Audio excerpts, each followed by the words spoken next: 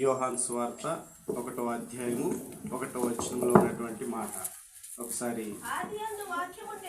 ఆదియందు వాక్యముండెను, వాక్యము దేవుని వద్ద ఉండెను, వాక్యము దేవుడై ఉండెను, ఆయన ఆదియందు. చాలండి. అసలు మొదటిగా ఉన్నటువంటి మాట నేను చాలాసార్లు చాలా సందర్భాల్లో ఈ మాట నేను చాలాసార్లు కూడా ఇది ప్రోత్సహించి చెప్తూ వచ్చాను. మళ్ళీ ఒకసారి మీకు అందరికి గుర్తు చేశాను. యేసయ్య, దేవుడు, ఈ రెండు మాటల్లో ఈ వాక్యం అనేది ఇమిడి ఉంది. వాక్యము ఆది యందు ఏముందంట? వాక్యం ఉంది. ఆ వాక్యము ఎప్పుడు నింది?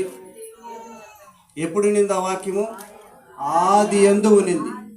ఆది యందు ఏమునింది? వాక్యమే ఉన్నింది. దేవుడు